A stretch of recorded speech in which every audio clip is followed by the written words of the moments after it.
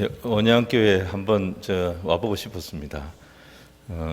오늘 처음 왔습니다. 제가 세상에 태어나서 언양교회를 처음 왔습니다. 처음 왔고 말씀은 많이 들었고 또 우리 김 목사님이 저하고 비슷한 시기에 울산에 오셨어요. 그래서 제가 3월에 이제 울산교회 부임했는데 오늘 식사하면서 들어보니까 12월에 목사님 오셨다고 그러더라고요. 그래서 같은 해에 울산에서 이제 사역을 하게 됐어요. 그래서 그렇구나, 인연이 있구나 생각했고, 또 이제 언양교회 또 울산에 있다 보니까 과거에는 이제 우리 울산 노회 안에 같은 교회였는데 울산 노회가 이제 둘로 나눠지면서 남노회로 이제 우리 언양교회가 남노회 소속으로 되다 보니까 또 만날 기회가 별로 없고 올 기회가 없었던 것 같습니다. 근데 목사님께서 저를 이렇게 불러주셔가지고 제가 오늘 드디어 이 언양교회 강단에 서게 됐습니다. 오늘 이 날을 기억하고 늘 감사하고 가문의 영광으로 그렇게 생각하도록 하겠습니다. 제가 이제 목사님께 전화를 받고 이제 이렇게 섬겨주면 좋겠다 그래가지고 제가 이제 허락을 하고 어떤 분이 오시냐고 이렇게 물어보니까 첫째 날 누가 오고 둘째 날 이렇게 오신다 그러더라고요. 그래서 제가 그 순간 월드컵 이렇게 조추첨하면 우리 대한민국이 뭐 독일, 브라질 뭐 이런 나라하고 같이 조 편성이 되면 그 보통 그 조를 죽음의 조라고 그렇게 말하지 않습니까? 그래서 제가 딱 죽음의 조에 편성이 된 그런 느낌이 들었습니다. 정말 왕성하게 집회 사역하시고 또 SNS에서 또 많은 또 이런 팔로워들이 있는 그런 목사님들인데 저는 울산에 와서 그냥 교회 목회만 하는 그런 목사인데 과연 내가 언양교회 와서 무슨 도움이 되겠나 그런 생각을 참 많이 하고 좀 부담이 많이 됐습니다. 그런데 또 우리 또 교회니까 또 우리 교회에 필요한 말씀 또 우리가 다 같이 신앙생활 하니까 우리가 신앙인으로 교회 안에서 믿음 생활하는데 어떤 말씀이 필요할까 그 생각하면서 오늘 이렇게 이제 말씀을 준비를 했습니다. 전하는 저도 은혜가 되고 또 받는 여러분도 은혜가 되고 그런 시간이 되기를 소원합니다. 한번 기도하겠습니다. 사랑의 주님 감사합니다. 부족한 종을 단에 세우셨습니다. 주님께서 십자가 뒤에 다 가려주시고 오직 예수님만 하나님의 은혜만 아버지의 마음만 전달되는 귀한 자리 되도록 인도하여 주옵소서. 예수님 이름으로 기도드립니다. 아멘. 오늘 우리가 디모데전서 3장 말씀을 봤습니다. 저는 이제 모르고 이 본문을 정했는데 아마 곧 언양교회도 교회 이제 직분자를 세우는 이제 투표를 한다는 얘기를 제가 오늘 목사님께 들었습니다. 그래서 이 본문이 아마 주일 목사님 설교 본문하고 같은 것 같습니다. 그래서 내용이 중복될 수도 있는데 다행이다. 내가 먼저 하니까 다행이다 이렇게 생각하고 그렇게 이제 왔습니다. 우리 하나님의 백성들에게 제일 중요한 것은 여러 가지가 있겠지만 좋은 교회, 건강한 교회를 만나는 것입니다. 우리가 교회에서 진리로 우리의 심령이 채움을 받지 못하고 우리가 신앙생활 하는데 교회를 통해서 기쁨을 얻지 못한다면 우리가 아무리 가정에서 2대, 3대, 4대, 5대 좋은 신앙을 물려받았다 할지라도 우리 영혼은 병들어갈 수밖에 없는 것이고 우리는 정신적으로 방황을 할 수밖에 없는 것입니다. 디모데전서는 우리가 잘 알기로 이제 목회 서신입니다. 사도 바울이 자기를 사랑하는 자기가 정말 사랑하는 신앙의 아들입니다. 이 디모데가 보면 바울에게 굉장히 신앙의 매력이 있는 그런 인물로 바울의 마음속에 각인이 된 사람이었습니다. 그래서 디모데를 부를 때 너 하나님의 사람아 이렇게 불렀어요. 여러분 이런 표현은 정말 극찬하는 표현이거든요. 여러분들 옆에 있는 사람을 부를 때 정말 당신은 하나님의 사람입니다. 만약에 그렇게 부른다면 여러분 그 사람한테 할 수 있는 우리가 최고의 찬사를 보내는 거지 않겠습니까? 그렇게 부를 때는 그만한 이유가 있기 때문에 그렇게 부르는 거 아니겠어요? 그러니까 이 디모데라고 하는 인물 자체가 바울에게 주는 감동이 정말 만만치가 않았어요. 디모데후서에 보면 이 사도 바울이 뭘 봤냐면 그의 안에서 거짓 없는 믿음을 봤다 그랬습니다. 자기보다 훨씬 연배가 아래인데도 사도 바울이 디모데를 보면 디모데 안에 거짓이 없어요. 그리고 복음을 위하여 고난받는 자리에 서는 그런 모습을 보면서 사도 바울이 디모데한테 굉장히 감동을 했던 거예요. 그래서 자기 후계자로 생각했어요. 지금 그 사람한테 목회를 앞으로 어떻게 해야 되고 교회를 어떻게 섬겨야 그 교회가 건강한 교회가 되고 아름다운 교회가 되는가, 주변 사람들한테 정말 매력 있는 교회가 되는가, 이걸 가르쳐주는 성경이 디모데 전서인 것입니다.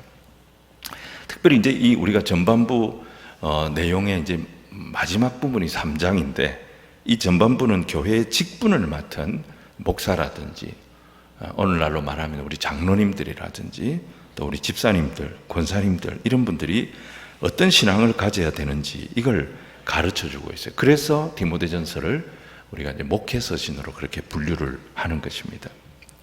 이 디모데전서는 특별히 이제 에베소에서 목회를 하는, 이제 디모데가 에베소에서 목회를 하게 되는데 이 에베소에서 목회를 하게 되는 디모데에게 쓴 편지였습니다.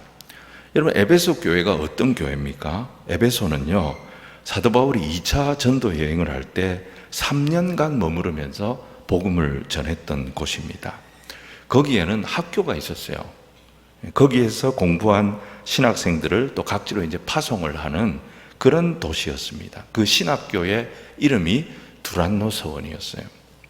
사도 바울이 마게도냐로 이제 떠납니다.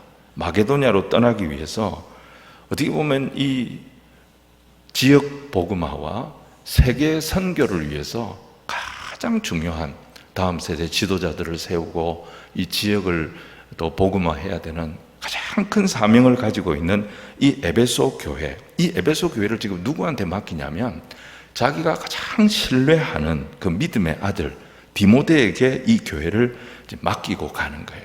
근데 이 디모데에게 이 교회를 맡기는데도 마음에 굉장히 걱정이 있고 부담이 있었던 것입니다. 그만큼 에베소 교회가 이제 중요한 교회이기도 했고 또 교회의 규모가 아주 큰 교회이기도 했지만 또 하나의 이유가 뭐냐면 이 주변에 거짓 가르침을 가르치는 그런 자들이 많이 있었기 때문이었습니다.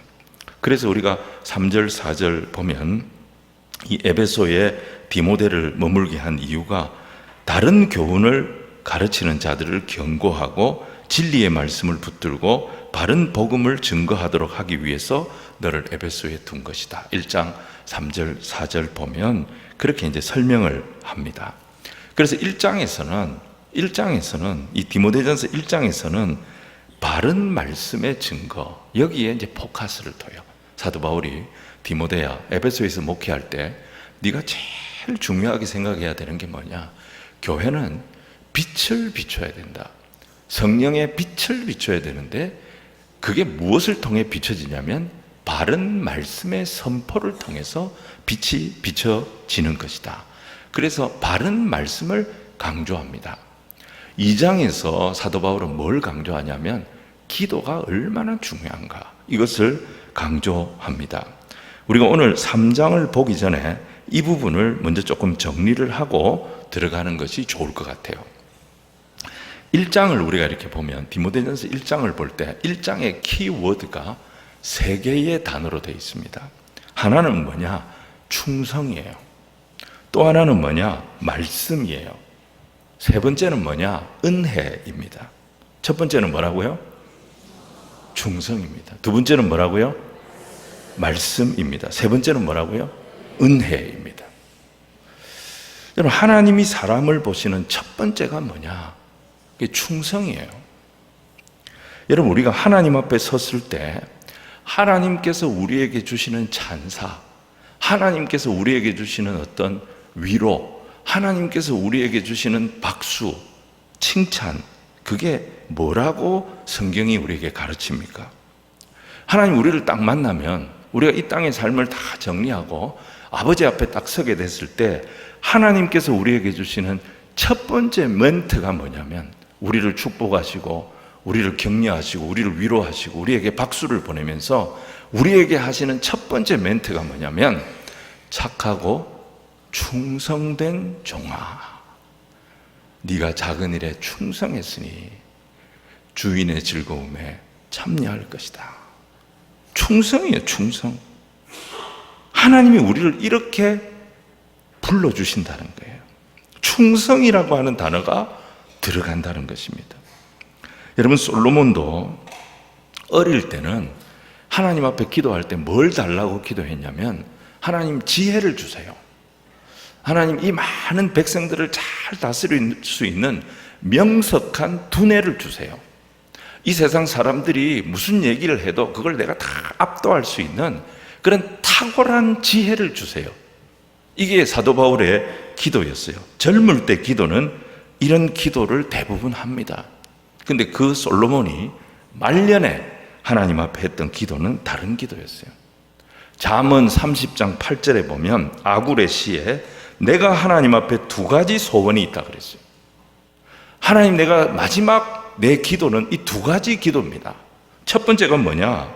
죽기 전에 하나님께서 이 기도를 드려주셔야 되는데 첫 번째가 뭐냐? 헛된 것과 거짓말을 내게서 멀리하게 해달라고 기도했습니다.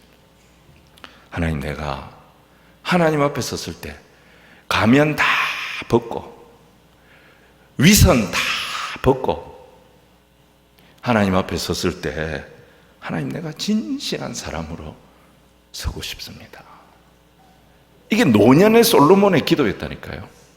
젊을 때는 하나님 똑똑한 머리 주세요. 명석한 두뇌 주세요. 내가 누구에게도 밀리지 않는 그런 내가 똑똑한 사람 되고 싶습니다. 총명한 사람 되고 싶습니다. 이게 솔로몬의 기도였어요. 근데 솔로몬이 하나님 앞에 설 날이 다가왔을 때 그가 했던 기도는 하나님, 내가 죽기 전에 이 기도하니까 꼭 들어주세요. 하나님, 내가 하나님 앞에 섰을 때 진실한 사람이었다라고 인정받고 싶습니다. 여러분, 진실이 뭐예요? 진실이 충성이에요. 충성에 들어가면 진실이 있어야 돼요. 충성 충자가 가운데 중자 밑에 마음 심자지 않습니까? 그 마음의 중심이 흔들리지 않는 사람, 진실한 사람, 그게 충성된 종입니다. 솔로몬도 처음에는 똑똑한 사람이 되고 싶었어요. 똑똑한 사람 되게 해달라고 구했어요. 탁월한 사람 되게 해달라고 구했어요. 누구도 범접할 수 없을 정도로 명석한 그런 사람 되게 해달라고 구했다니까요. 근데 나이가 들고 보니까 진짜 우리 인생에 중요한 거는 충성이더라, 충성. 이걸 깨닫게 됐던 것입니다. 오늘 본문 12절에도 보면, 이 1장 12절에도 보면 하나님께서 사도 바울을 쓰신 이유가 뭐냐? 나를 충성되이 여겨, 나를 충성되이 여겨 내게 직분을 맡기셨다, 이렇게 말합니다. 여러분, 하나님 사도 바울의 다른 걸 본 게, 사도 바울이 얼마나 똑똑합니까? 사도 바울이 집안이 얼마나 좋습니까? 사도 바울이 유대 사회에서 랍비로 얼마나 이 사람이 촉망받던 사람입니까? 학벌이 얼마나 좋습니까? 근데 하나님 사도 바울의 그런 것을 보신 것이 아니고 바울을 뭐를 봤느냐? 자기가 사도가 되고 나서 보니까, 자기가 복음 전하는 자, 전도자가 되고 나서 보니까 하나님 나에게 본 게 뭐냐? 나의 충성을 보셨구나. 여러분, 교회에서 사람 세울 때 유능한 사람, 또 말 잘하는 사람, 교회 안에 말 잘하는 사람 얼마나 많은지 몰라요. 교인들을 우리가 뭐라면 찰스라고 그래요. 찰스. 입에서 찰 얼마나 말이 잘 나오는지. 찰스. 근데 그런 거 보기 전에 뭐부터 봐야 되느냐? 이 사람이 진실한 사람인가? 이 사람은 정말 충성된 사람인가? 변함이 없는 사람인가? 그걸 봐야 된다는 거예요.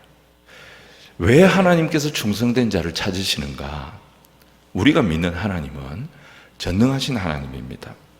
그래서 여러분, 야고보서 1장 5절 보시면요, 하나님께서 그렇게 선포를 하셨어요. 너희 중에 지혜가 부족하니? 지혜가 부족하면 어떻게 하라 그랬습니까? 구하라 그랬습니다. 지혜가 부족해? 지혜가 부족하면 구해라. 이 말은 뭐예요? 지혜를 주시겠다는 거예요. 능력도 구하면 주시는 거예요. 내게 능력 주시는 자 안에서 그랬습니다. 능력도 필요하면 구하면 주신다는 얘기입니다. 도울 자도 주십니다. 피할 자 피할 길도 주십니다. 구하면 모든 것을 다 주실 수 있는 전능하신 하나님이 저와 여러분의 하나님 되심을 믿으시길 바랍니다. 근데 충성이라는 건요, 구하는 게 아니에요. 이 충성이라고 하는 거는 내가 하는 거예요. 재주는 너무 많아요. 너무너무 똑똑해요. 근데 이 사람의 마음속에 충성이 없어요. 그러면 그 사람은 도둑입니다. 예수님 제자 가운데 제일 재주가 많았던 제자가 가룟 유다였어요. 근데 요한복음 12장 6절에 뭐라 그랬어요? 그는 도둑이라. 예수님 제자였어요, 제자. 늘 예수님 곁에 있었다니까요. 근데 요한복음이 그를 뭐라고 말하냐면 그는 도둑이라고 그랬습니다. 가룟 유다에게 뭐가 없었다는 말이냐? 바로 이 충성이 없었던 거예요. 그래서 디모데전서에서 제일 먼저 강조하는 그게 뭐냐? 충성이에요, 충성.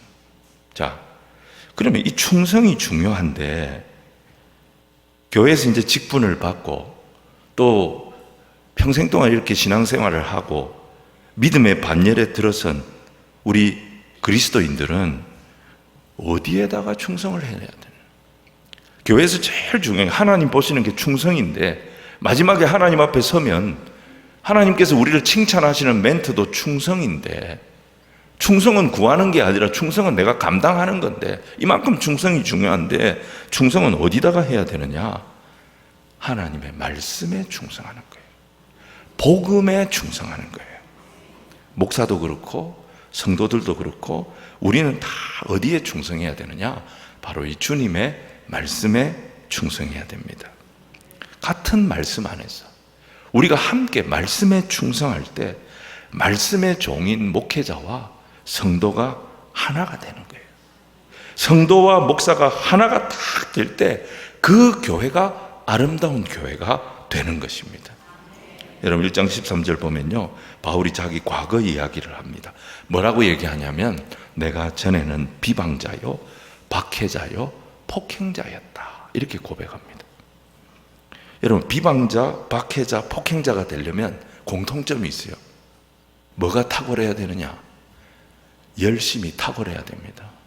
넌 비방하는 것도 사명으로 해야 됩니다. 두드리 패는 것도요, 웬만한 자신감 우선 못 팹니다. 비방자, 폭행자, 박해자 열심이 대단했다는 것입니다. 근데 지나놓고 나서 보니까 그 열심이 어떤 열심이냐? 교회를 망치는 열심이었다는 거예요. 하나님의 마음을 아프게 하는 열심이었다는 거예요. 그 똑똑한 사람이, 이 사도 바울처럼 똑똑한 사람이 어쩌다가 이런 엉뚱한 열심자가 되었느냐? 13절 뒷부분에 보시면 이런 말씀이 있어요. 1장 13절 뒷부분에 보시면 내가 알지 못하고 행하였습니다 그랬습니다. 내가 알지 못하고 행하였습니다. 그에게 뭐가 없었느냐? 바른 말씀이 없었던 거예요. 바른 말씀이 없었기 때문에 그가 열심히 하면 열심히 할수록 방향이 엉뚱한 방향으로 가고 있었다는 것입니다. 교회를 더 괴롭히는 쪽으로 열심을 다했던 거예요. 그래서 그는 교회를 괴롭게 하는 폭행자요, 박해자요, 비방자가 되었던 것입니다. 그래서 열심보다 더 중요한 것이 뭐냐? 바른 말씀이에요. 우리가 어디에 충성해야 되느냐? 복음에 충성하는 거예요. 하나님의 말씀에 충성하는 거예요. 그 열심의 방향이 바로 잡힐 때 하나가 되는 거고 건강해지는 거고 아름다운 교회가 되는 거예요. 교회는 생명 공동체입니다. 교회에 어떤 사람들이 오느냐?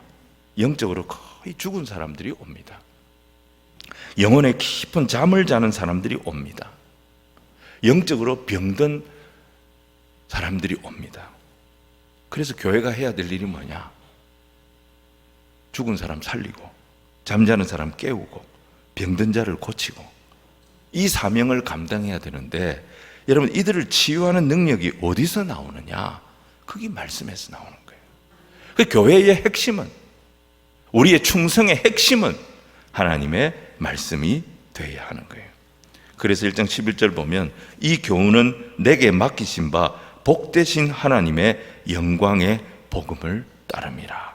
이 말씀을 표준 세번역으로 제가 읽어드리면요, 건전한 교훈은 복되신 하나님의 영광스러운 복음에 맞는 것이어야 합니다. 나는 이 복음을 선포할 임무를 받았습니다. 복되신 하나님의 영광스러운 복음에 맞는 것이어야 합니다. 뭐가?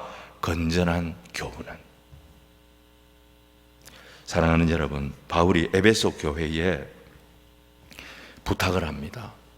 사도 바울이 디모데에게 이 에베소 교회를 맡기면서 부탁하는 게 다른 게 아니에요. 교회에 주신 하나님의 가장 강력한 무기가 뭐냐? 그게 하나님의 말씀이니까 너는 그 말씀에 충성해라. 이 말씀에 충성하라는 거예요. 교회가 말씀에 충성해서 여러분 말씀이 살아나기 시작하면 은혜가 충만해집니다. 은혜가 충만해지기 시작하면요, 교회 안에 어떤 잡다한 문제들이 있다 할지라도 그 문제를 다 은혜가 덮어버리는 거예요. 은혜가 교회 안에 있는 이런저런 문제들, 상처들, 갈등들 은혜가 다 덮어버리면 그 은혜 위로 우리가 다니는 거예요. 문제가 안 보이는 거예요. 문제가 치유가 되어버리는 거예요. 제가 군생활 할 때 충주에서 근무했어요. 충주에는요, 인공호가 있죠. 남한강 상류를 탁 막아가지고 여기 이제 댐을 만들었는데 충주 댐입니다. 그래서 이제 비가 많이 오면 서울에 이제 수위, 한강 수위를 조절할 때 충주 댐에 수문을 열어가지고 수위를 조절해요. 그러니까 여름에는 이제 충주 댐에 물이 꽉 차 있고 겨울이 되면 이제 갈수기니까 충주 댐에 물이 이제 쫙 빠집니다. 그래서 이제 충주에 오시면 충주에서 뭐 보여드릴 게 뭐가 있냐, 뭐 몇 가지 뭐 사과도 있고 뭐 옛날에 그랬는데 충주에서 이제 보여드릴 게 뭐냐면 충주에서 배를 타고 어디까지 가냐면 저 단양까지 갑니다. 그 단양 팔경을 보고 이렇게 돌아와요. 근데 여름에는 단양까지 갈 수 있어요. 근데 겨울이 되면 비가 이제 안 와가지고 갈수기가 되면 이 충주호의 수위가 쫙 내려갑니다. 그럼 배가 저 단양까지 못 가요. 충주에서 이제 조금 가다가 이제 반쯤 가다가 이제 돌아와야 돼. 왜냐하면은 밑에 이 암초들이 있는 거예요. 암초들이. 배가 부딪히고 이제 배가 이제 빵꾸가 나면 배가 침몰하니까 위험하니까 이제 저 단양까지 배를 못 보내요. 근데 비가 많이 오면 암초는 그대로 있습니까? 없습니까? 암초는 그대로 있어요. 근데 비가 많이 오면요, 수위가 높아지는 거예요. 수위가 높아지니까 암초가 있든지 없든지 아무 문제가 없어요. 암초 위로 배가 다니는 거예요. 그 원리인 거예요. 그 원리. 여러분, 교회 안에 하나님의 말씀이 딱 살아있고 이 말씀의 은혜가 충만하면 교회의 구석구석에 있는 찌꺼기들, 뭐 부끄러운 거, 뭐 이런 상처난 거, 그 은혜가 다 덮어버리는 거예요. 그 은혜가 다 덮어버리면 미운 사람도 좋아 보이는 거예요. 싫은 사람도 용납이 되는 거예요. 뭐 좀 불편한 게 있어도 다 이해가 되는 거예요. 이해가 되는 거예요. 우리 언양교회는 그런 교회가 될 줄로 믿습니다. 여러분, 이게 이제 1장의 내용이에요. 1장의 내용이에요. 말씀에 충성하는 교회. 하나님께서 우리에게 주신 이 최고의 무기, 말씀을 붙잡아라. 그리고 온 성도들과 함께 이 말씀에 충성해라. 그러면 은혜가 충만하게 된다.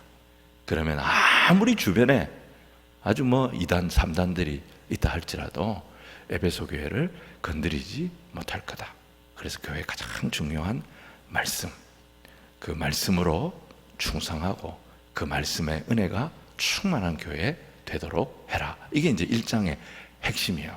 자, 2장으로 넘어오면요, 2장은 기도입니다. 기도. 여러분 한번 보십시오. 우리가 이제 잘 먹어야 건강합니다. 그죠? 예, 잘 못 먹으면 이 건강이 안 좋아집니다. 그래서 이제 잘 못 드시기 시작하면, 이제 어르신들이 잘 못 드시기 시작하면 이제 좀 이제 긴장을 하는 거예요. 근데 이제 잘 먹는 것도 굉장히 중요하지만 먹는 것만큼 중요한 게 뭐냐면 배설을 잘해야 됩니다.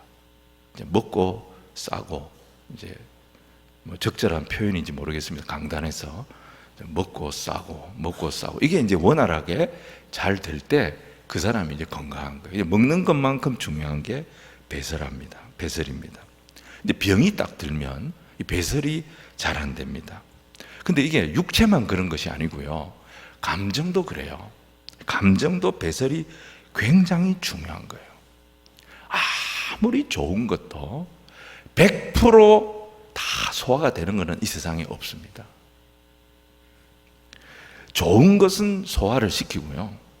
불필요한 것들은 빨리빨리 내 감정에 담아놓지 말고 감정 배설을 시켜야 되는 거예요. 빨리빨리 배설을 시키는 것이 중요한 거예요.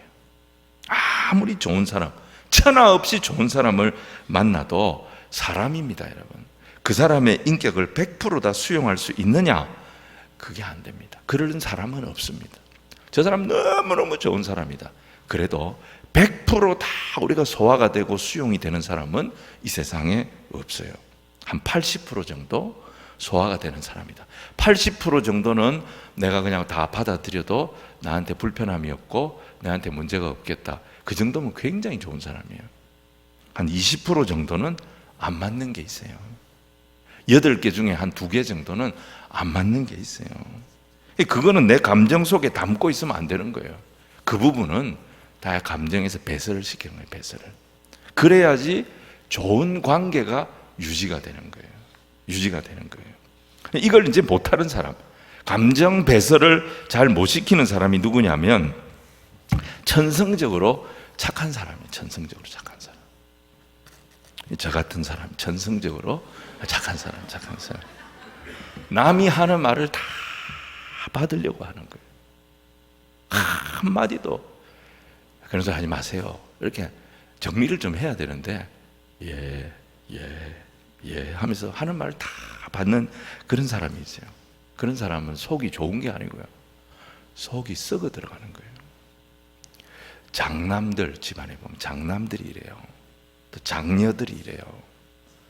또 맏며느리들이 이래요. 맏며느리들이 옛날에 장남들, 장녀들, 맏며느리들은 뭐가 많냐면 집은 정말 힘들고 어려운데 모든 책임은 장남 책임이에요. 모든 책임은 장녀 책임이에요.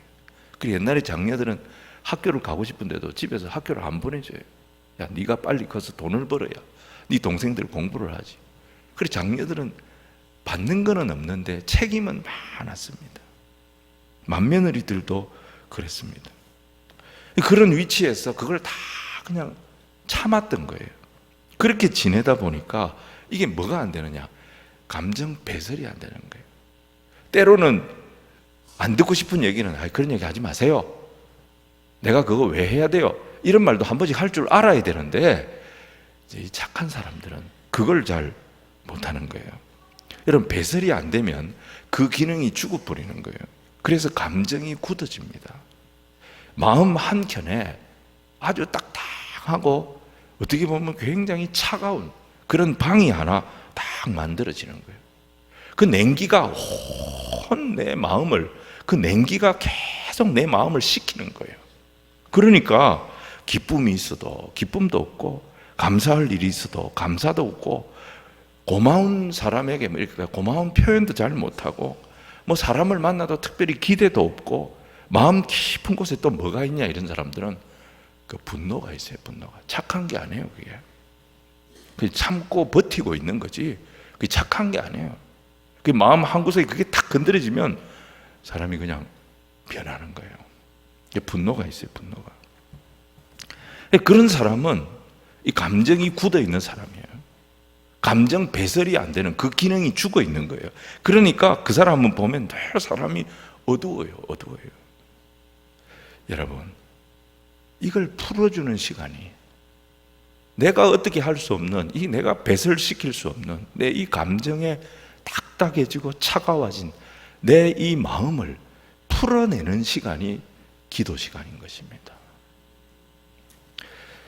구약에 보면 비슷한 시기에 참 참 어려움을 겪었던 두 사람이 있습니다. 사울하고 다윗이 있어요. 사울도 나름대로 어려움 많이 당했습니다. 사울도 이스라엘의 초대 왕으로 참 책임이 많았어요.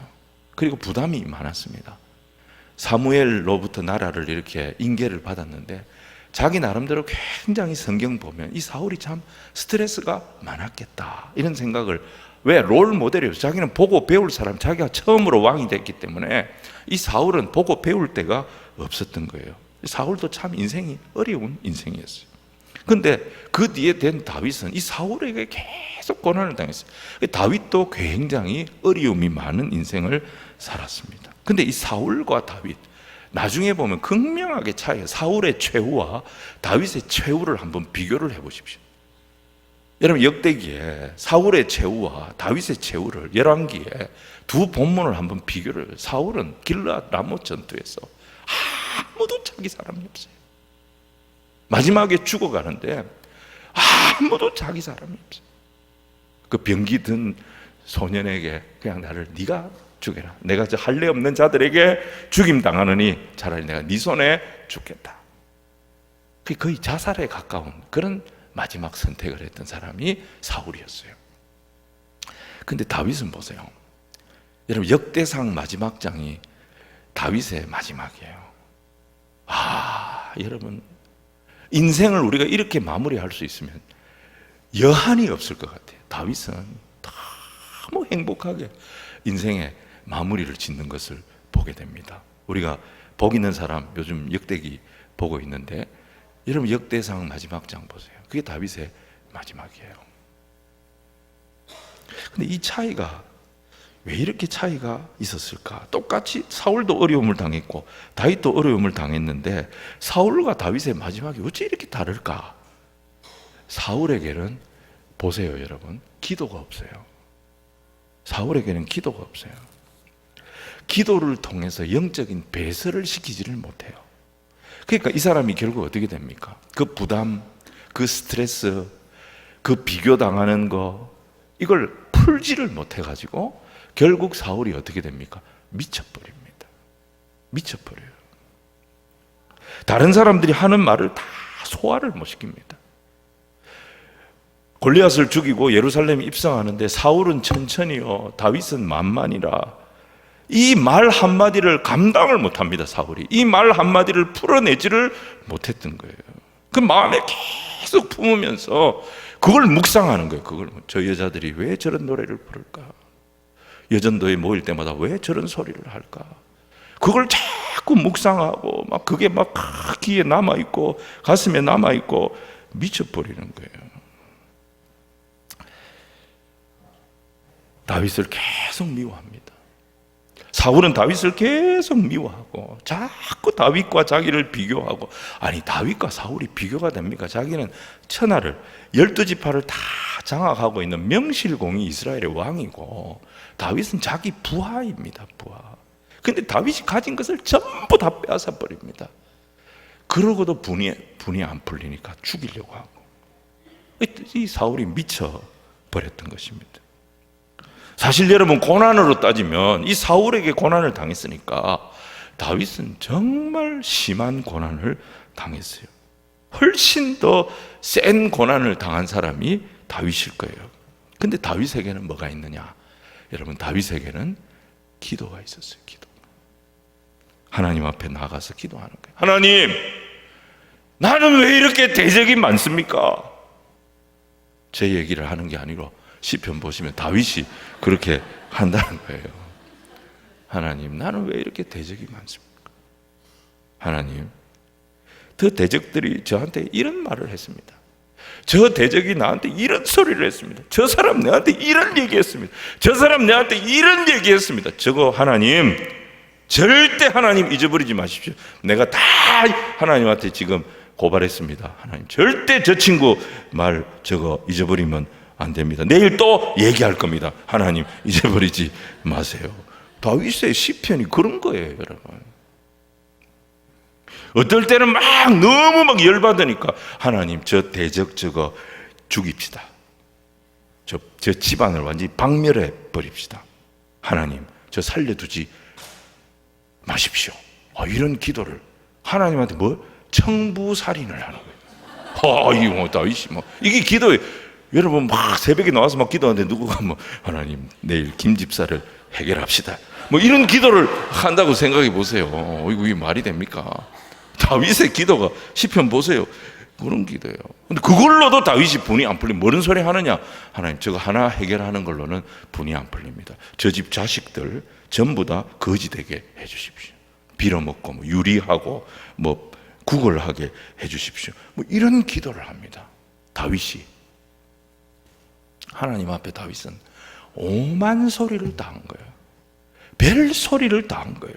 하고 싶은 말 전부 다 했던 거예요. 이게 다윗의 기도예요. 여러분 시편 보세요. 다윗이 자기가 했던 기도를 적나라하게 다 기록해 놓은 게 시편이에요. 시편의 많은 부분이 다윗의 기도예요. 그러면서 다윗이 이런 고백합니다. 이스라엘 백성들에게 이렇게 가르칩니다. 시편 62편 8절 보시면 다윗이 이렇게 노래합니다. 백성들아 시시로 그를 의지하고 그의 앞에 마음을 토하라. 하나님은 우리의 피난처시로다. 제가 한 번 더 읽을게요. 백성들아 시시로 그를 의지하고 그의 앞에 네 마음을 다 토해라. 여러분 토할 때 좋은 게 나옵니까? 온갖 악취 더러운 것, 그 속에 있는 덜 소화된 게 다 튀어나오지 않습니까? 근데 다윗이 뭐라 그러냐면 야 백성들아 혼자 끙끙 앓지 말고 하나님 앞에 나와서 그 하나님 의지하고 그 하나님한테 기대라. 네 혼자 힘으로 버틸라고 하지 말고 하나님 앞에 나와서 그 하나님 앞에 기대라. 그리고 그분 앞에 네 속에 있는 거 그거 소화도 못 시키면서 품고 있지 말고 다 토해내라. 전부 다 토해내라. 그는 우리의 피난처시다. 그는 우리의 피난처시다. 여러분 이 기도에 보셨지만 두 가지 측면이 있어요. 다윗의 기도에 두 가지 측면. 다윗이 가르친 기도에 두 가지 기능이 있어요. 하나는 기도는 하나님을 의지하는 거예요. 하나님 힘들어요. 하나님 내 못 살겠어요. 하나님 내 한 걸음도 못 가겠어요. 하나님 나는 왜 이렇게 힘들어요? 여러분 우리 교회 어떤 분이 오셨는데요. 젊은 분인데 한 40대 초반 여성이에요. 근데 이분이 이제 몇 마디 하는데 교회 어떻게 오시게 됐습니까? 이렇게 물어보니까 그분이 여러 가지 얘기하는데 한 마디가 제 마음속에 너무 마음이 아프더라고요. 그 한 마디가 뭐냐면 너무 힘들어서 펑펑 울고 싶은데 어디 내 마음껏 울 때도 없습니다. 너무 힘들고 어려워서 내가 어디 가서 펑펑 울고 싶은데 그렇게 울고 싶어도 울 데가 없다는 거예요. 교회 오면 구석에 앉아가지고 내 마음껏 울면서 이게 기도인지 아닌지는 모르지만 내 마음껏 울 수 있을 것 같아서 그래서 왔다고. 여러분 하나님을 의지하는 시간이에요. 내 힘으로 안 되고 내 방법으로 안 되고 내 머리로 안 되는 거 하나님 어쩌면 좋습니까? 하나님이 여기 나는 너의 요새고 나는 너의 지극히 큰 방패고 내가 너의 산성이다. 이 말은 뭐예요? 네가 왜 네 혼자 가려고 하냐? 나를 의지해라. 내한테 기대라. 내한테 기대라. 수고하고 무거운 짐진 자들아 다 내게로 오라. 내가 너희를 쉬게 하리라. 쉬게 하리라. 여러분 기도의 첫 번째는 그거예요. 하나님을 의지하는 거예요. 다윗이 그렇게 고난을 이겨낸 거예요. 두 번째는 뭐냐? 자기 감정을 토해내는 거예요.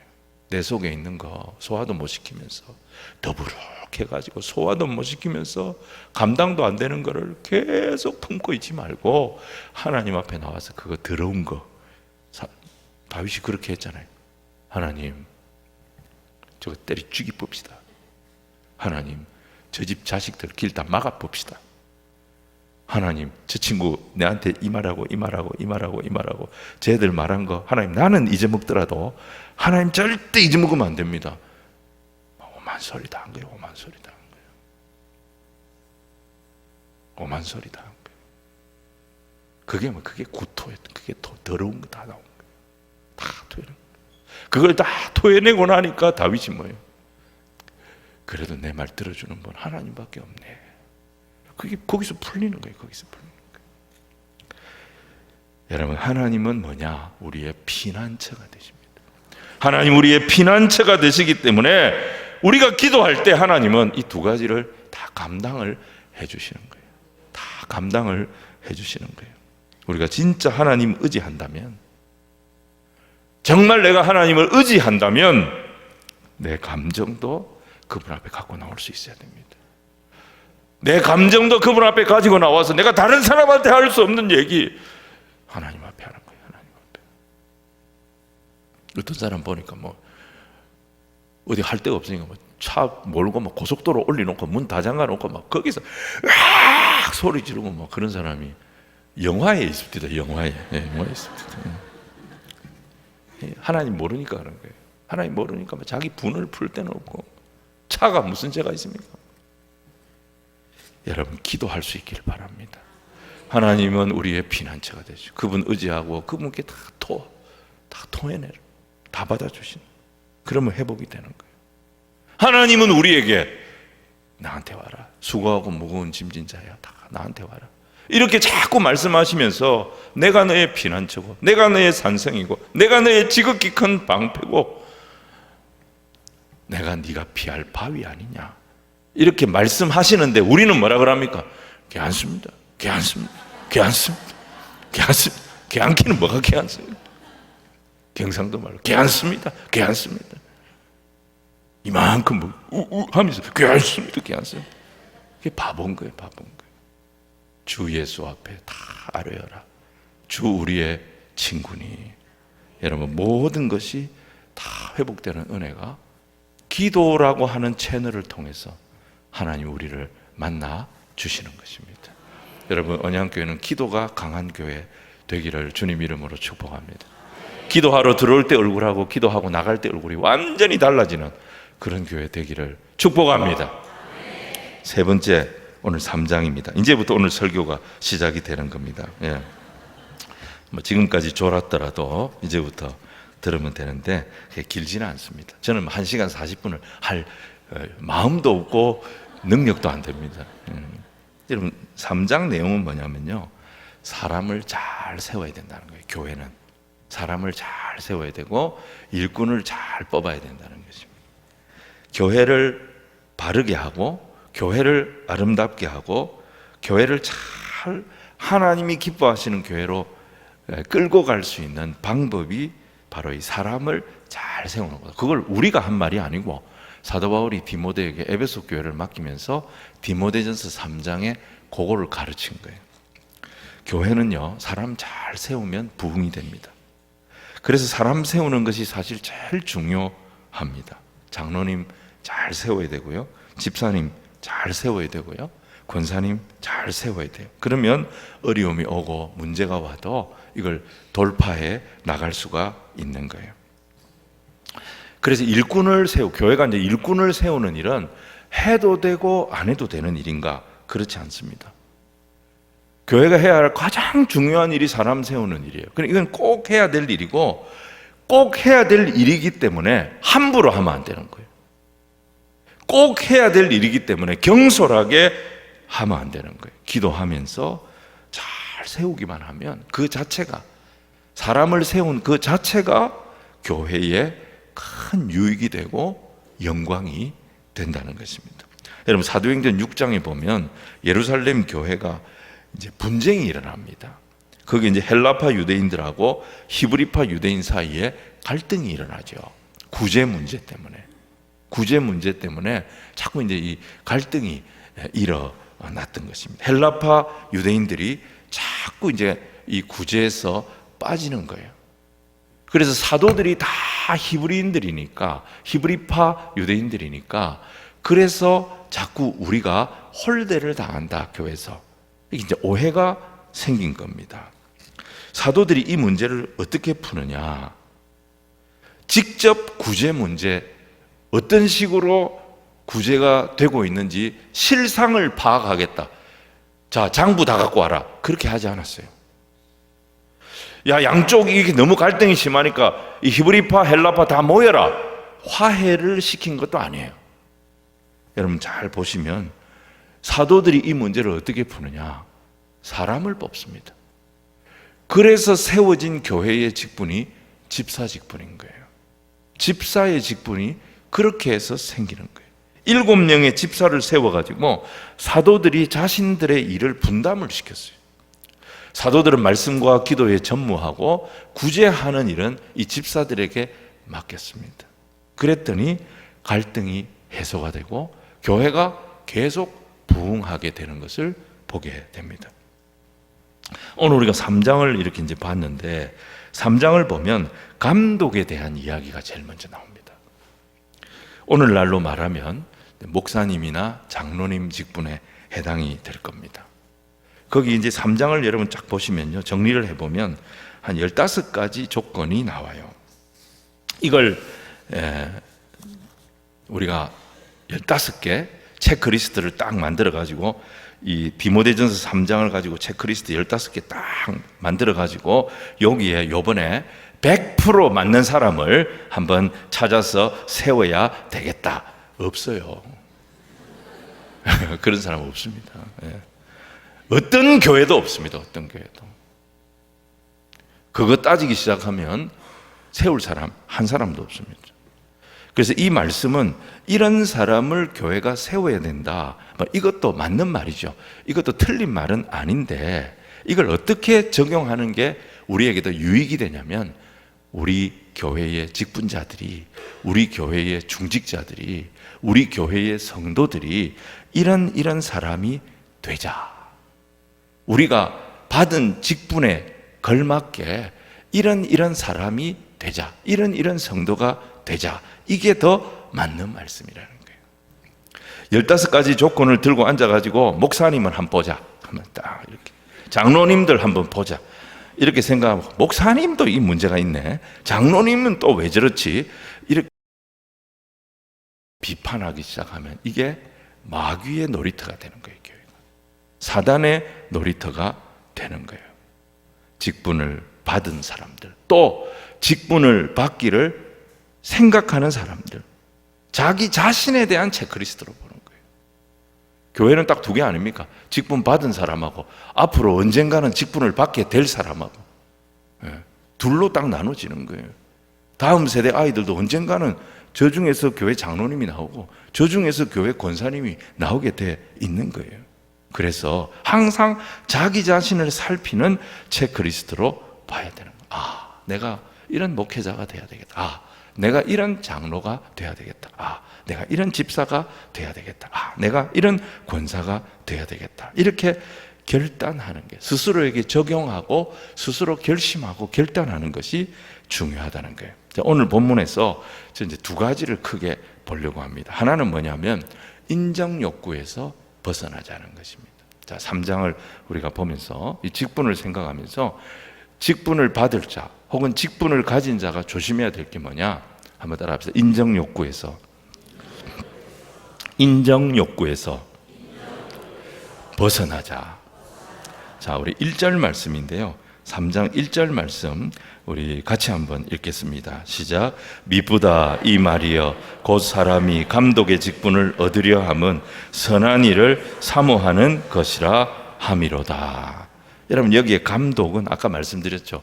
목사나 장로 같은 교회 안에서 가장 중요한 직분을 맡은 자들, 이렇게 보시면 됩니다. 그리고 이제 오늘 이 말씀은 성도들이 교회 직분에 대해서 가져야 할 생각이 어떤 생각이어야 되는가, 이걸 보여줍니다. 직분을 귀하게 여겨야 된다는 거예요. 그죠? 오늘 그렇게 얘기했습니다. 이 말이, 미쁘다 이 말이요 곧 사람이 감독의 직분을 얻으려 하면 선한 일을 사모하는 것이라 함이로다. 직분은 귀한 거예요. 여러분, 직분에 하나님의 은혜가 있어요. 그래서 우리는 이 직분을 사모하는 마음을 가져야 되는 거예요. 이 직분을 가지고 주의 일 하는 것을 사모하는 마음이 있어야 하는 거예요. 그래서 교회 성도들은 항상 이 직분을, 내가 저 직분을 받을 수도 있다, 내가 만약에 저 직분을 교회가 하나님께서 허락하신다면 나는 어떤 자세로 이 직분을 감당할까? 이걸 생각하면서 늘 하나님 앞에 기도하고 사모하는 마음이 있어야 한다는 거예요. 그게 절대 나쁜 게 아니에요. 그게 귀한 거예요. 직분을 사모하는 마음을 갖는 것을 하나님께서 기뻐하신다는 거예요. 근데 문제가 뭐냐면 그게 인정 욕구가 되면 안 된다는 거예요. 그게 무슨 자기 욕심에서 나오지 않도록 조심해야 된다는 거예요. 목사님이 되고 장로님이 되고 집사님이 되고 이런 것을 어떤 개인의 인기 관리를 하는 것으로 여겨서는 안 된다는 거예요. 이번에 투표했는데 야 누가 1등이라더라 누가 2등 그거 이제 교회에서 공개를 안 합니다. 공개를 안 하는데 다 알아요. 희한해요. 내가 1등이라더라 내가 2등이라더라. 여러분 이게 인기 투표가 아닌 것입니다. 또 개인적인 욕심이나 명예나 자기를 어떻게 드러내는 수단으로 직분을 여겨서도 안 된다는 것입니다. 야, 내가 교회 등록하고 신앙생활 시작한 지 몇 년인데 몇 년 만에 내가 집사 됐다. 내가 몇 년 만에 내가 교회 장로 됐다. 여러분, 아무리 이게 자랑스럽다 할지라도 그런 경우가 생기면 나는 그걸 거룩한 부담으로 여겨야 되는 거예요. 하나님 앞에 내가 얼마나 더 헌신해야 될까? 다른 성도들보다 내가 얼마나 더 희생해야 될까? 여러분 그걸 생각을 해야 되는 거예요. 본문에서 선한 일을 사모한다는 것은 주님을 위하여 헌신하는 것을 기뻐한다 이런 의미입니다. 선한 일을 사모한다는 것은 직분을 사모하는 것은 그 직분의 호칭을 사모하는 게 아니에요. 그 직분의 영향력을 사모하는 것이 아니에요. 그 직분을 통하여서 내가 주님을 위해 더 헌신하는 것을 기뻐한다. 그런 의미가 되는 것입니다. 그래서 직분이 중하면 중할수록 우리는 어떤 모습을 가져야 되느냐? 나는 죽고 그리스도가 사는. 갈라디아 2장 20절. 나는 죽고 그리스도는 사는. 여러분 그 모습이 드러나야 되는 거예요. 새신자보다 서리 집사가 되면 내가 더 죽어야 돼요. 그리고 나를 통해 그리스도가 더 드러나야 됩니다. 서리 집사로 있다가 장립 집사가 되면 더 죽는 거예요. 그리고 그리스도가 더 드러나는 거예요. 거기서 장로님이 되면 몇 분 안 되잖아요. 교회 안에서 장로님들은 정말 나는 죽고 그리스도가 사는 거예요. 여러분 그렇게 될 때 직분을 주신 분이 영광을 받는 거예요. 교회가 영광을 받는 거예요. 자기를 위해서 일하는 거 아니에요. 그 직분 가지고 자기를 위해서 일하는 거 아니에요. 선한 일, 하나님 나라에 대한 열망을 가지고 이름 없이 정말 빚도 없이 더 열심히 뛰는 거예요. 이게 직분자의 바른 자세라는 것입니다. 여기 15가지 체크리스트가 나오는데 직분을 받은 자가 이것을 가지고 스스로 잘 살펴보고 자기를 만들어가라 이 내용인데 크게 보면요 4개의 영역으로 나눌 수가 있어요. 이 디모데전서 3장 보면 이 4개의 영역으로 나눌 수가 있어요. 첫 번째는 개인 생활이에요. 두 번째는 교회 생활이에요.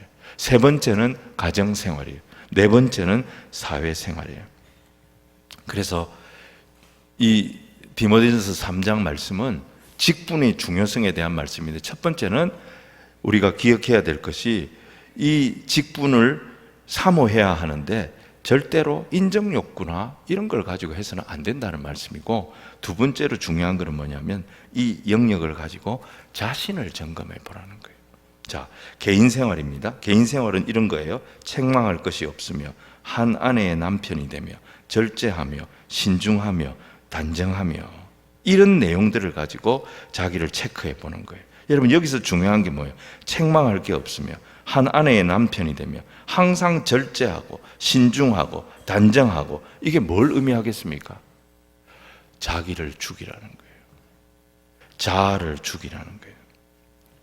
내가 그리스도와 함께 십자가에 못 박혔나니 그런즉 이제는 내가 사는 것이 아니요 오직 내 안에 그리스도께서 사는 것이다. 이제 내가 육체 가운데 사는 것은 나를 사랑하사 나를 위하여 자기 자신을 버리신 하나님의 아들을 믿는 믿음 안에서 사는 것이라. 여러분, 나를 사랑하셔서 나를 위하여 자기 자신을 버리신 하나님의 아들, 예수님이 나에게 그런 분이란 말이에요. 오늘 예수님이 우리에게는 어떤 존재입니까? 사도 바울이 자기의 18번에게 자기의 정체성을 말하는 말씀이에요.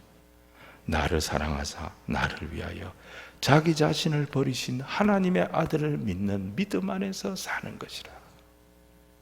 이게 not I but Christ 이거 아닙니까? 내가 아니고 오직 주님이십니다. 내가 아니고 오직 주님이십니다. 자기를 계속 죽이는 자, 직분자는 자기를 죽이는 자입니다. 책망할 것이 없다는 것은 완벽하다는 말이 아닙니다. 여러분, 책망할 것이 없다는 말은 유연하다는 말이에요. 변화의 가능성이 있다는 거예요.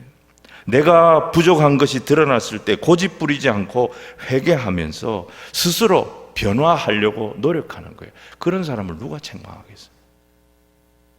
계속 문제가 있는데도 무슨 문제가 있나, 내가 뭐를 잘못했나, 니는 잘못 없나, 이런 식으로 나오면 해결이 안 돼요. 내가 문제가 있다, 내가 부족한 게 있다, 하나님 앞에 회개하고 내가 이 부족한 것을 어떻게 하면 내가 바꿔 나갈 수 있을까, 이렇게 노력하는 사람을 어떻게 책망을 하겠냐는 거예요. 여러분, 이런 사람들의 특징이 절제와 신중함이에요. 유연한 사람일수록 절제하는 마음이 있고 신중함이 있는 거예요. 옛날 성경에는 이거를 근신함이라고 그랬어요. 아무도 함부로 말하지 않습니다. 행동하지 않습니다. 단정하다 그랬습니다. 단정하다는 것은 뭐냐? 너무 튀지 않는 거예요. 사람이 너무 튀지 않는 거예요. 누구하고도 조화를 이룰 수 있는 그런 사람이 되라는 것입니다. 교회 생활은 세 가지입니다. 교회 생활은 나그네를 대접 잘하고 가르치기를 잘하고 6절에 보니까 새로 입교한 자는 조심해라, 이렇게 말씀합니다. 이 세 가지가 교회 생활에 해당이 된다고 볼 수가 있어요. 구약 성경에 보면 어려운 사람을 세 가지로 표현했습니다. 우리가 돌보아야 될, 우리가 관심을 가져야 될 어려운 사람, 그게 세 부류의 사람들이었어요. 첫 번째가 뭐냐? 나그네예요. 두 번째가 뭐냐? 고아예요. 세 번째가 뭐냐? 과부였습니다. 나그네는 오늘날로 말하면 고향 떠나와가지고 이 땅에 근거가 좀 약한 분들이에요. 타지 사람들이에요. 이주 외국인들이에요. 이 사람들 나그네들입니다. 교회는 이 사람들한테 관심을 가져야 되는 거예요. 또 과부는 소외된 분, 홀로 계신 분들, 이런 분들이고, 고아는 보호를 잘 해주고 잘 돌봐주면 앞으로 가능성 있는 아주 귀한 일꾼으로 얼마든지 세워질 수 있는 그런 사람들이 여기에 해당이 되는 거예요. 교회는 항상 이런 사람들에게 뭔가를 흘려보내는 그런 걸 잘 해야 되는데, 직분자들이 여기에 앞장을 서야 되는 거예요. 고아, 과부, 나그네, 이 땅에 와서 사는 뿌리가 없는 이주 외국인들, 홀로 되신 분들, 어려움 가운데 소외된 분들 잘 돌봐주면 앞으로 얼마든지 가능성 있게 잘할 수 있는 다음 세대들, 직분자들은 항상 교회가 이들에게 열려 있고 이들에게 뭔가를 흘려보내는 그런 교회가 되도록 앞장을 쓰고 관심을 가져야 되는 거예요. 또 직분자는 가르치는 은사가 있어야 된다고 그랬습니다. 여러분, 여기에 가르친다는 말은 단순히 성경 지식을 많이 알아서 성경을 잘 가르친다, 그런 의미만 담고 있는 것이 아닙니다. 복음을 안 사람이 이 세상을 어떻게 살아야 되는지 삶을 보여주는 거예요. 교회 안에서 행동할 때 어떻게 말하는 것이 덕이 되는 말인지 이 삶을 보여주는 거예요. 성도의 본분, 세상에서의 삶, 교회에서의 삶, 가정에서의 삶, 이런 삶의 본이 되는 거예요. 이게 가르치는 것을 잘하는 거예요. 입만 잘 살아가지고 전하는 사람이 아니고 어떤 사람이냐? 삶으로 하나님의 백성의 모습을 보여줄 수 있는, 내가 직분을 받으면 그런 사람이 될 수 있도록 기도하면서 잘 준비해야 되겠구나, 이런 도전과 이런 마음을 가질 수 있어야 된다는 거예요. 세 번째는 뭡니까? 새로 입교한 자도 말지니 그랬습니다. 교회 직분자로 세워지는데 숙성 기간이 필요하다는 거예요.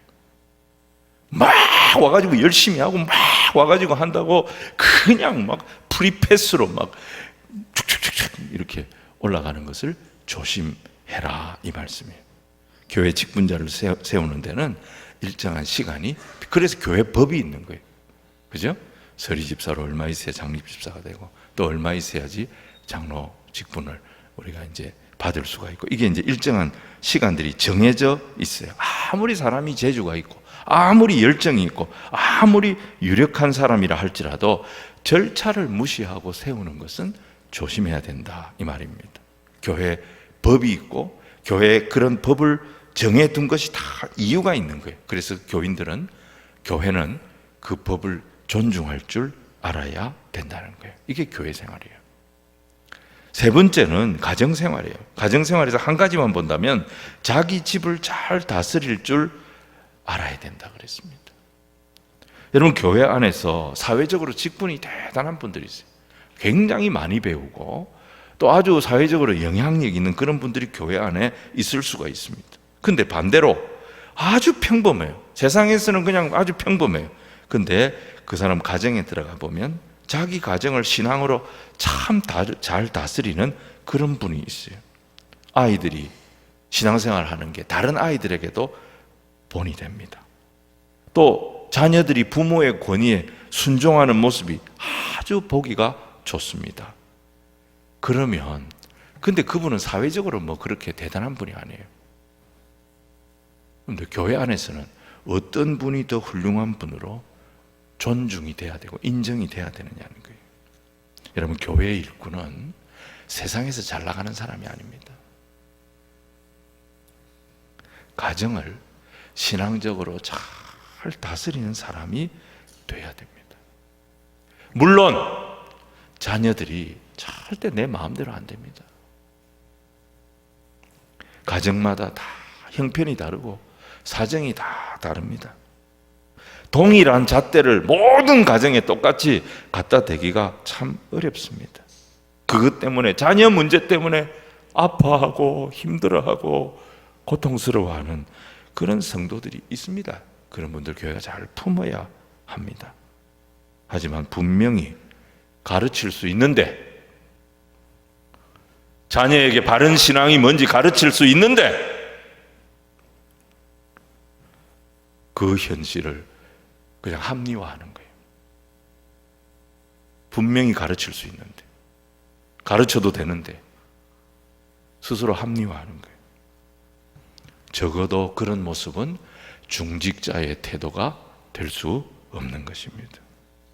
교회는 여러분, 가정의 확장판입니다. 가정은요, 교회의 축소판입니다. 하나님께서 이 세상을 만드시고 기관을 만든 건 딱 두 개입니다. 구약의 가정 만드셨고요, 신약의 교회 만드신 거예요. 그래서 가정의 확대판이 교회고 교회의 축소판이 가정인 것입니다. 가정을 영적으로 잘 이끄는 분들이 교회의 리더십을 갖게 하는 것, 이게 아주 이상적인 직분자가 되는 것입니다. 그래야지 교회가 풍성해지는 거예요. 풍성해지는 거예요. 마지막 네 번째가 뭐냐? 사회생활에 대해서는 덕을 세우는 사람이 되라는 거예요. 자, 여기 보면 술을 즐기지 아니하며 그랬습니다. 술을 즐기지 말라고 했으니까 목사님, 그러면 뭐 한 잔씩 마시는 거는 된다는 말이네요. 극이 즐기는 겁니다. 극이 즐기는 거예요. 예. 어떻게든 빠져나가려고. 예. 근데 이 말씀은 사실 술에만 해당되는 게 아니고 술로 대표가 되는 거예요.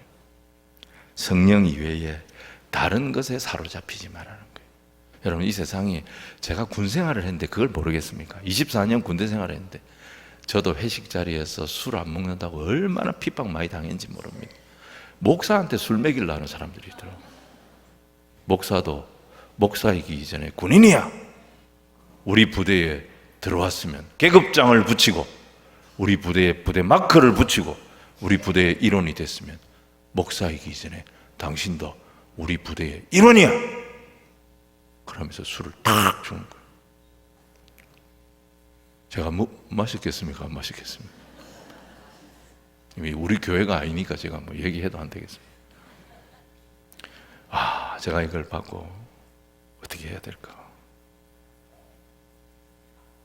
이 글라스에 소주를 한잔 따라가지고 주더라고요. 이거 어떻게 해야 될까? 한 100명이 넘는 간부 가족들이 다 그 회식 자리에 내를 보고 있어요. 한 사람씩 다 주니까 나는 이제 콜라를 하나 딱 들고 왔어요. 사단장님, 저는 이 콜라 주십시오. 딱 주는데 콜라를 딱 치더니 당신도 군인이라고 딱 하면서 툭툭툭툭툭툭툭 봐가지고 딱 주더라고요. 그래서 제가 그걸 들고 단상에 딱 올라갔어요. 단상에 딱 올라 전부 다 쳐다보는데 단상에 이렇게 높거든요. 딱 올라가서 마이크 탁 잡아가지고 그 이제 그 막 이렇게 밴드가 노래하는 마이크를 내가 탁 뺏어가지고 내가 딱 잡고 제가 오늘 전입원 우리 부대의 전입원 목사입니다. 사단장님이 저한테 오늘 술을 주면서 술을 마시라고 하는데 아마 저보고 신고 똑바로 하라고 그렇게 말씀하신 것 같습니다. 제가 술을 마실 수는 없고요. 신고하겠습니다. 여러분 모두에게 제가 신고하겠습니다. 목사가 할 수 있는 신고가 뭐겠습니까? 제가 이 자리에서 여러분 모두 위해서 우리 부대 위해서 기도하겠습니다. 다 같이 기도합시다. 술판에서 전부 술이 떡이 돼가지고 막 이러고 있는데 술판에서 기도하겠습니다. 그래가지고 제가 전부 다 해가지고 기도했어요. 저도 무슨 준비한 기도가 아니잖아요. 막 기도하는데 막 기도가 3000%로 갔다가 막 횡설수설 막 긴장은 하고 있죠. 막 부는 올라오죠. 그러니까 막 기도가 엉망이었어요. 근데 뭐 그랬든지 뭘 했든지 막 했는데 한 10분은 한 것 같아요. 마이크 잡고 그렇게 하고 아멘 하고 딱 했더니 막 한 반은 자고 있고요. 반은 그냥 막 분위기가 막 그 전까지는 막 재밌었거든요. 막 떠들고 사람들이 막 노래도 부르고 흥도 나고 막 했는데 제가 기도 10분 하고 나니까 완전히 초상집이 다 여러분 즐거운 시간 되십시오 하고 마이크 놓고 나는 바로 뛰어가지고 나와버렸어요. 거기서 그 다음날 교회를 갔거든요. 그 다음날 주일날이었어요. 강대상에 딱 섰는데 이 세상에 우리 사단장 부부가 여기 와서 딱 앉아있더라고요. 우리 교회 교인이었던 거예요. 내가 토요일 날 그때는 이제 근무하는 날이니까 토요일 오전에 신고를 하고 사단장이 기독교 신자인지 아닌지도 몰랐는데 주일날 딱 가보니까 사단장 내외가 앞자리 딱 앉아있는 거예요. 그때 사실은 술 줄 때보다 그때 더 화가 나는 거예요. 내가 이 사람이 내가 목사인 거 뻔히 알고 자기도 기독교인이면서 나한테 저렇게 많은 사람들 앞에서 술을 줬다? 무슨 심보를 가지고 그랬을까? 이런 생각이 드는 거예요. 화가 막 꽉 나서 그날 설교를 무슨 설교를 했는지 모르겠어요. 그 설교 끝나고 예배 마치고 이제 옆으로 이동해가지고 서로 다과를 이렇게 하는데 딱 그 사장님이 뭐라는 게 아니라 여러분 새로 오신 목사님 합격입니다. 박수 한번 합시다. 이러더라고요. 나를 테스트를 한 거예요. 테스트를. 그래서 제가 참 그 부대에서 그분하고 이렇게 교제를 하면서 나중에 이제 제가 거기서 이제 진급을 했거든요. 소령 진급을 그 부대에서 했어요. 대위에서 소령 진급을 그 부대에서 했는데 그 사단장님이 이제 이렇게 무슨 지휘관 평가서를 써주는 게 있어요. 지휘관 평가서를 A4지 한 3분의 1 정도 쓰게 돼 있어요. 그런데 이분이 저에 대한 평가서를 5장을 썼어요. 그래가지고 어느 날 저를 부르는 거예요. 부관이 전화가 왔어요. 비서가 전화가 왔어요. 목사님, 사단장님 찾으십니다. 빨리 오십시오. 그래서 올라갔더니 나한테 종이를, 그 사람은 말도 그렇게 안 해. 이렇게 종이를 이래가지고 툭 던져주는 거예요. 한번 읽어봐요. 이러더라고. 내가 보고. 그게 뭡니까? 해서 딱 보니까 저에 대한 그 지휘관 평가서를 5장을 썼는데 혹시 뭐 틀린 거 있는가 보라 하면서 딱 돈 주더라고요. 제가 5장을 한 2장 정도 읽다가 울었습니다. 제가 너무 잘 쓴 거예요. 너무 잘 쓴 거예요. 저보다도 훨씬 더 훌륭한 사람이 거기 있더라고 보니까. 여러분, 사회생활 하면서 이 술 문제, 직장인들에게 이 술 문제, 정말 우리 성도들도 피해갈 수 없는 그런 문제, 제가 왜 모르겠어요. 제가 군생활 하면서 믿지 않는 간부들 이제 이 전도하려고 이제 연락을 하는 거예요. 뭐 주말에 금요일 날 이런 때 이제 일과 다 끝났을 때 제가 식사 한번 대접하고 싶으니까 부부 동반해서 저희 부부하고 식사 한번 합시다. 어디 제가 방을 예약을 해놓을 테니까 거기서 식사합시다. 그러면요, 그분들이 고마워하면서 한편으로는 일주일 내내 고민하는 거예요.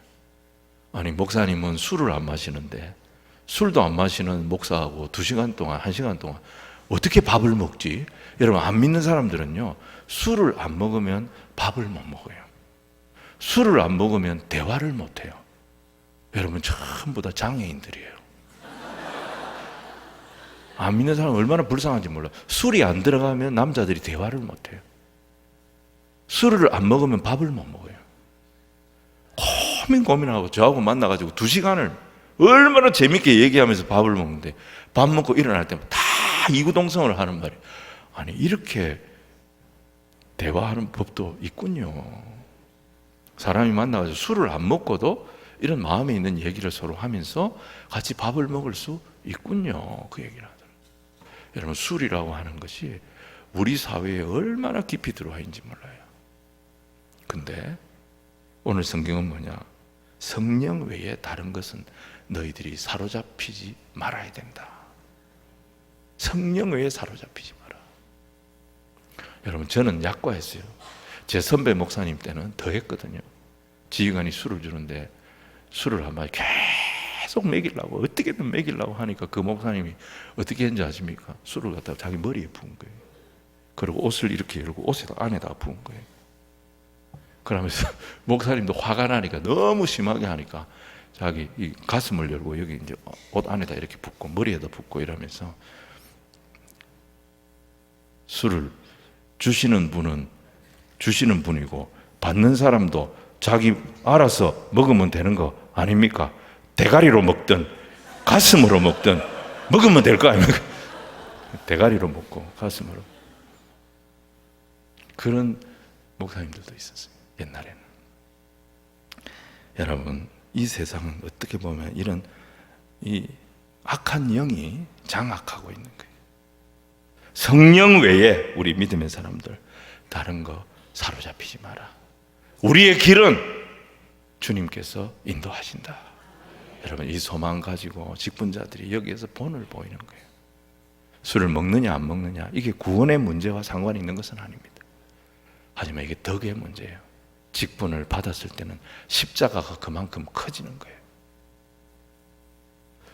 우리 아버님이 이제 장로로 35년을 하셨거든요.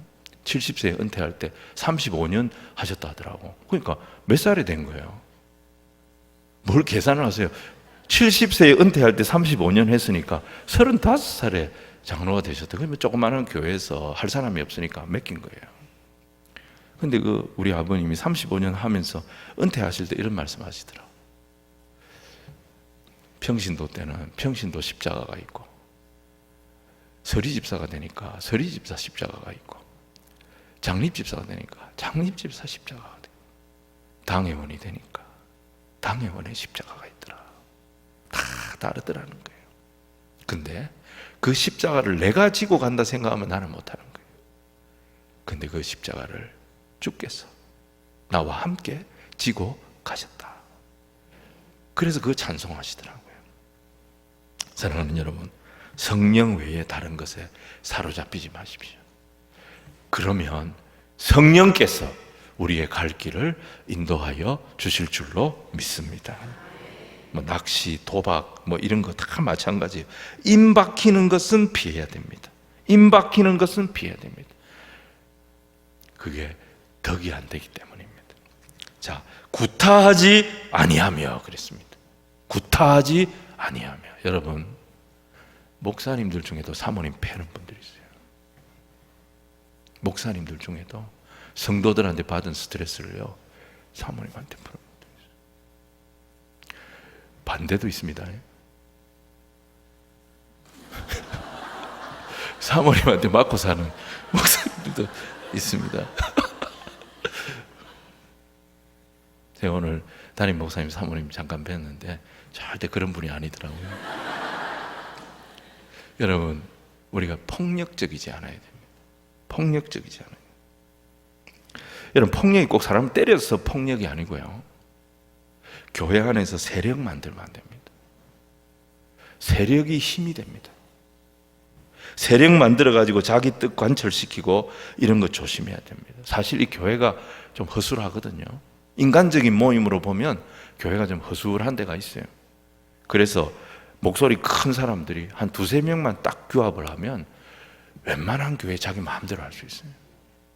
그게 폭력이에요. 그게 폭력이에요. 세력 만들지 말고 정말 하나님 앞에 원하는 거 있으면 엎드려야 됩니다. 엎드려서 하나님의 지혜를 구하고 하나님의 방법을 구하고 하나님의 인도를 구하고, 그게 진짜 교회의 직분자의 모습이라는 거예요. 교회에서는 아무 말도 안 하고 마치고 나 집에 와가지고 막 전화 요즘 이렇게 안 돌리죠. 이렇게 하죠. 예. 그러면 안 되는 거예요. 관용하며 너그러운 사람이 돼야 돼요. 여러분, 성도들은 좀 너그러워야 됩니다. 여러분, 성도들이 너무 막 쇠자 같은 사람이 있어요. 1mm만 틀려도 막 자들고 다니면서 예배 시간이면 1mm만 틀려도 막 난리가 나는 사람들이 있어요. 주보에 오자 하나만 나와도 막 교회 막 무슨 심판이 있을 것처럼 막 그렇게 하는 분들이 있어요. 그러면 안 돼. 오자가 있기 때문에 더 집중해서 보게 되는 거예요, 여러분. 틀린 게 있기 때문에 더 한 번 더 읽고 분명하게 기억을 할 수 있는 거예요. 그래서 너그러워야 되는 거예요. 너그러워야 되는 거예요. 제가 군대 얘기 자꾸 하게 되는데, 김충배 장군이라는 분이 계셔요. 그분 이제 은퇴하셨어요. 육군사관학교 교장 지내고 3스타로 은퇴하신 분이에요. 근데 이 김충배 장군이 군단장을 할 때 육군단장이었는데, 제가 육군단 예하의 5기갑 여단 군목이었어요. 근데 우리 5기갑 여단장이 바뀌는 거예요. 여단장이 바뀌면 그 행사 주관을 누가 하냐면 군단장님이 와서 하는 거예요. 우리 여단장님은 대령이었어요. 군단장님은 3스타예요. 얼마나 높습니까? 대령이 1스타, 2스타, 3스타까지 올라가려면 엄청나게 어렵습니다. 하늘 같은 3스타예요. 근데 이분이 다 행사장에 오신 거예요. 이 취임식 행사를 잘 마쳤어요. 그리고 이제 다과회장으로 이동을 해가지고 이제 이 취임자들을 한 사람씩 격려를 해줘요. 그 다과회를 하고 이제 군단장님이 이제 그 자리를 떠나시는 거예요. 근데 이제 그 자리에서 군단장님이 떠나는 이 여단장을 격려를 해주려고 마이크를 이제 딱 잡았어요. 마이크를 딱 잡았어요. 마이크를 딱 잡고 말씀을 하는 거예요. 여러분, 이렇게 하려고 하는데 마이크가 안 나오는 거예요. 우린 저 뒤에서 보는데 군단장이 분명히 뭐 말씀을 하시는데 하나도 지금 안 들리는 거예요. 여러분, 이거는 일반 사회 같으면 뭐 마이크 누가 가져와서 이걸 하시죠, 이렇게 하고 뭐 편하게 생각하면 되죠. 이 군대입니다. 하나도 틀리면 안 됩니다. 여러분, 이게 마이크가 딱 나가는 순간 두 사람 얼굴이 사색이 되는 걸 제가 봤어요. 한 사람은 본부대장, 이 연회장을 준비한 사람이에요. 본부대장 얼굴이 하얗게 사색이, 내 군생활은 끝났다, 이게 보여요. 또 한 사람은 통신대장, 통신대장은 이 마이크 통신 담당하는 사람. 본부대장하고 통신대장 둘이 이럴 때가 바로 딱 보니까 그 두 사람이 얼굴이 하얘지는 거예요. 그리고 행사장이 조용해지는, 군단장이 마이크가 안 나오니까. 여러분, 이게 우리는 쉽게 생각하는데 군대에서는 이게 벼락 맞아 죽을 짓입니다. 이게. 야, 어떻게 이런 행사장을 준비하는데 이렇게 허술하게 했는가? 여단장님도 막 당황이 된 거예요. 이임 여단장님도 당황이 되고, 새로 이제 여단장 하는 사람도 당황이 되고, 아이고, 첫날부터 군단장님한테 완전히 찍혔다, 이런 생각하고 다 지금 이 뭐 분위기가 이상해요. 근데 마이크가 이제 다시 이제 바꿔주고 살아났어요. 근데 우리 김중배 장군님, 그분이 이제 장로님입니다. 이 장로님이 마이크를 딱 잡고 무슨 말을 할까? 하나를 보면 열을 안다. 마이크 이따구로 준비한 거 보니까 이 부대는 지휘검열 안 해도 이 부대가 얼마나 개판인지 내가 알 것 같다. 이렇게 말했으면 끝나는 거예요. 군단장이 뭐라고 얘기하는가? 저는 지금도 그게, 제가 그때 대위 때였거든요. 제가 대령까지 했는데 대위였으니까 제가 진짜 군생활 처음 한 지 얼마 안 됐을 때입니다. 그 군단장이 마이크, 장로님이에요. 다 마이크 잡고 말하는 게, 떠나는 여단장이 얼마나 고생을 했던지 마이크가 목이 메어서 말을 못하네. 여러분, 이 말 한마디에 떠나는 여단장이 울더라고. 펑펑 울더라고. 여러분, 육군 대령이 병사들 다 보고 가족들 다 보는 앞에서 펑펑 운다? 육사 출신 그 여단장이 그런 일 있을 수가 없어요. 떠나는 여단장이 얼마나 부대 지휘를 잘하고 수고를 많이 했던지. 마이크가 목이 메어서 말을 못하네. 웃을 사람들은 확 웃고, 군단장이 유머에 확 웃고, 떠나는 여단장 부부는 군단장이 내 마음을 알아주는구나, 군단장이 내 수고를 알아주는구나. 그래서 펑펑 울더라는 거예요. 여러분, 교회의 직분자들은요, 너그러워야 됩니다. 아들은 띠라고 아들인 거예요. 아들이 저래 띠고 교역자는 뭐하노? 이런 교회 되면 안 되는 거예요. 아들은 띠라고 아들인 거예요. 여러분, 애 소리 나는, 요즘 애기 소리 안 나는 마을도 있답니다. 우는 애가 없어가지고 그거 비하면 얼마나 감사합니까? 뭐든지 너그럽게, 뭐든지 긍정적으로. 여러분, 이런 교회가 될 때 하나님께서 그 교회에 있는 복 없는 복 다 끌어가지고 그 교회부터 채워주실 줄로 믿습니다. 또 다투지 아니하며, 여러분, 우리가 다 성깔이 있습니다. 우리가 다 나름대로 살아온 인생에 자기 노하우가 있어요. 그래서 주방 같은 데서 일을 하다 보면 불꽃이 팍팍 튀길 때가 있습니다. 네. 여러분, 그래서 교회 안에서는 다투지 않아야 됩니다. 여러분, 다투고 나면요, 내 영혼을 좀 먹습니다. 이 다투는 게. 내 은혜를 좀 먹어요. 이게 한번 혈기는 부리고 나면 이건 담을 수가 없어요. 그래서 다투지 아니하며 성을 내는 거예요. 그죠? 성 내는 거예요. 꼭 잘못해서 성을 냈으면 꼭 먼저 사과하시기 바랍니다. 먼저 사과하면 내가 하지, 그건 아닙니다.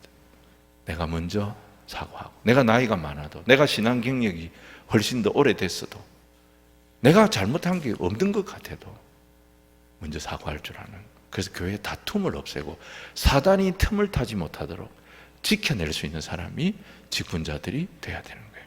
교회 문제가 생기면 무조건 장로님이 잘못한 거예요. 교회 문제가 생기면 무조건 목사님이 잘못한 거예요. 잘못한 게 없어도 직분이 있기 때문에 잘못한 거예요. 그런 마음을 가지고 한 살이라도 더 먹은 내가 사과해야 되겠다. 그래도 저 서리집사보다 내가 장립집사인데, 저 서리집사보다 내가 권사인데 내가 얘기해야 되겠다. 여러분, 그게 사단이 틈을 타지 못하도록 막아버리는 방법이 된다는 것입니다.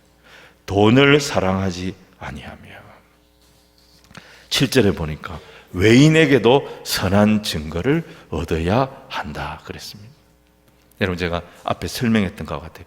술을 즐기지 아니하는 거하고 돈을 사랑하는 거하고 사실 같은 거예요. 성령 외에는 우리를 지배하지 못하도록 다 도구에 불과합니다. 물질을 우리에게 맡기신 것은 우리가 그 물질을 가지고 내 자랑하라고 맡긴 것이 아니라 그 물질 더 흘려보내서 필요한 사람들에게 도움이 되는 그런 사람이 되라고. 여러분, 매력은요, 돈을 쓸 때 생기는 거예요. 나이가 들수록, 연세가 들수록 매력은 자꾸 없어집니다. 옛날에는 꽤 괜찮았는데 연세가 들수록 보면 이제 외모도 좀 볼품이 옛날만 못한 것 같아요. 예? 왜 자꾸 하나님은 나이가 들수록 내 매력을 가져가실까? 매력을 가져가신 이유가 뭐냐면 돈 쓰라고. 돈을 쓰면 매력이 생깁니다. 밥을 사면 매력이 생깁니다. 애들도 저는 애들한테 우리 손주 아니지만 우리 아들 아니지만 돈을 줘보세요. 이렇게 나가면서 지갑을 열고 줘보세요. 그 다음 주에 와서 장로님 안녕하세요. 권사님 안녕하세요. 바로 와서 인사할 거예요. 물질은 쓰라고 주신 거예요. 쓰라고. 쓰면 매력이 생기는 거예요. 외인에게도 선한 증거를 얻는 자가 될지라. 누가 보든지 간에 우리의 삶의 모습이 그리스도인의 향기가 나는 그런 삶이 되어져야 할 겁니다. 근데 제가 쭉 15가지 설명했어요. 근데 여러분 이거 다 갖춘 사람? 없어요. 야 우리 여보나 찍지 말자. 그게 아니에요.